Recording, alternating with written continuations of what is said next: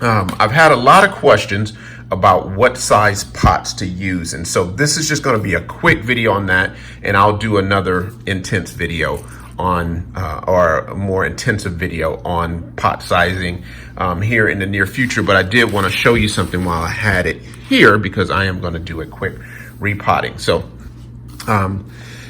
this is a pot size I would usually go to. This is a 3x3. This is a 3.5 by 3.5 pot. And this is a pot I usually go to a lot of times because the roots, for one, the ones I pick up are rescues, and the root ball is not really that healthy and it's not going to be that big. So this is more than enough pot for that size plant. And this was a size pot I was going to use. Unfortunately, I didn't have a new one.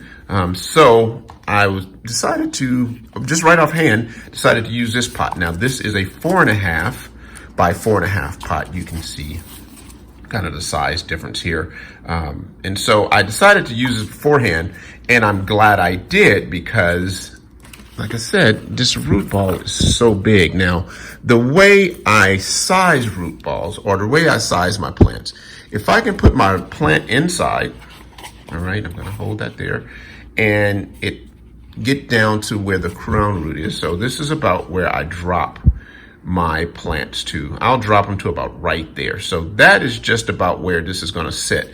Now you can see that there's all this room around here on the sides, and there's room in there to get some planting medium in there. That's about where I want to be with my pot size. One way I try to explain pot size to people when they ask me about what size pot, I always say, imagine you have a size 7 foot and you want to buy a pair of shoes that you can grow into within the next year or two.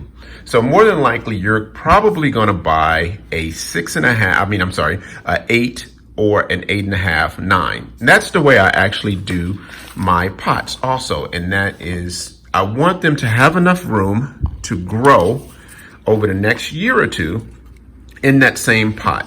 Now, you would think it would make sense to just grab a giant pot and just put it in there and just let it grow.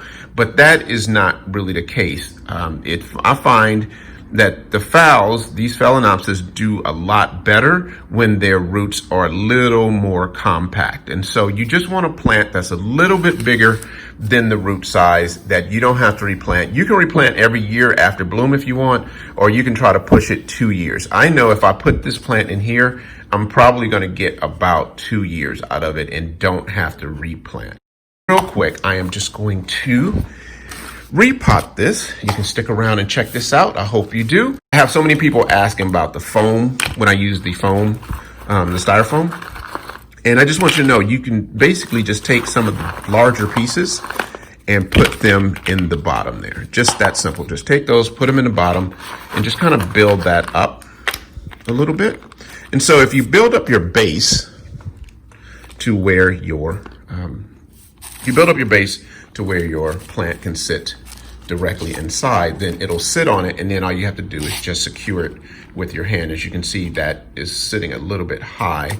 So I'm actually gonna take a little bit out here. Now, let me show you this real quick. Don't fuss too much over your plant. Just like I said, make sure there's no mushy roots. Make sure there's none of the paper roots. As you can see, this one, they don't all look the best, but they are all pretty healthy. So I am just going to go with this and just leave this, as is, and get this planted really fast. Sometimes, when you have to plant a lot, you need to move really fast. If it's just something you really want to do and take your time, then you can do that too. When I used to go to the orchid house, I would watch these guys replant, new plants, or replant pots within like 30, 45 seconds, because they would just dump them in. Now, as you can see, I cut off the stem here. That stem was sitting there. I snipped that off with some disinfected shears. And like I said, just kind of looked it over, made sure the roots were healthy. So I am going to set this down in here and get it kind of settled in where I want it. Like I said, I want the crown to sit right above here, or right below the lips. So I'm gonna set that there, and I'm gonna secure it with my hand this way.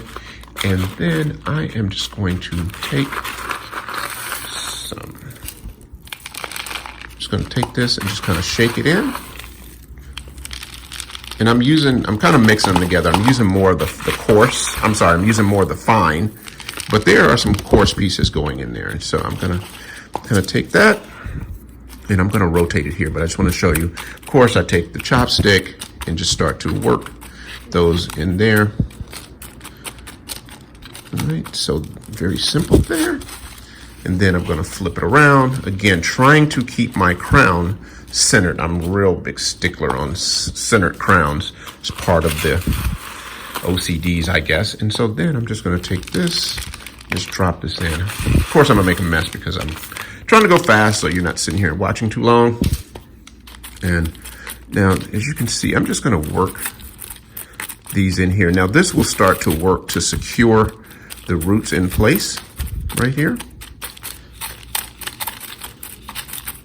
I'm just gonna work this in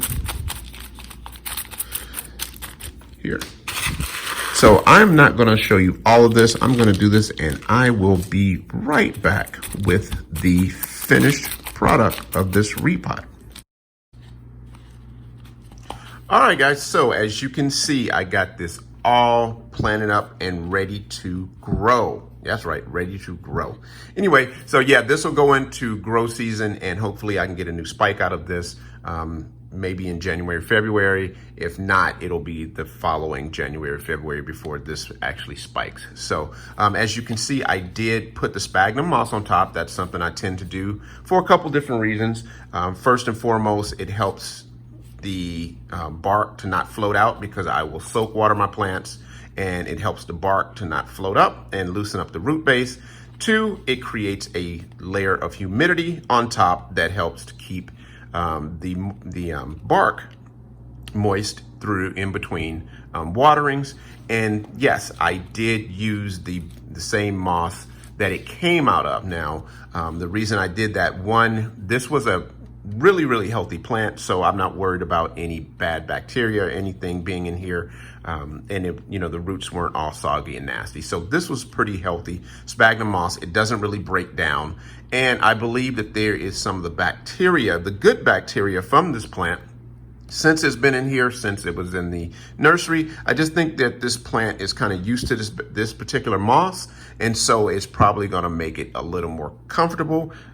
Just an idea, but it's not going to hurt anything. So yes, I did use the same sphagnum moss. Now, that is planted and ready to go. Now, if you want to own this plant, I am going to try something. I'm going to be putting this plant up for auction on eBay. I have an eBay store, and this is going to be the first plant that I put on the eBay store. The link will be in the bottom, and I'm going to wait for this to get a little bit, just make sure that it's healthy and it takes to the repotting, and then I'm going to put this up for auction. Cool thing about this is if you win the auction for this plant, I'm going to also send you a digital copy, this digital copy of this portrait of this plant, so you can enjoy it.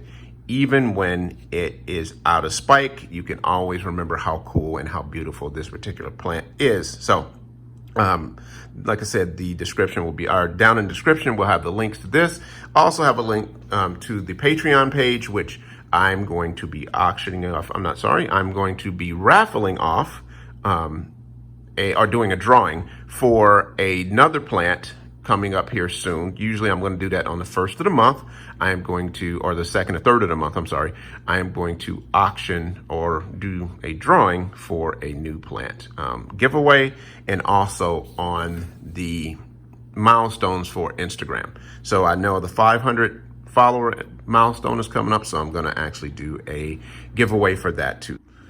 So that is about it for this particular video on the Black Orchid project. As always, hit the subscribe button and hit that bell just to be notified of any new videos and posts I might have coming out. And if you haven't so yet, head on over to the Instagram page, that's the Black Orchid Project, and become part of our community over there. So as always, be safe, more importantly, be kind. Never give up on them. And until next time, peace.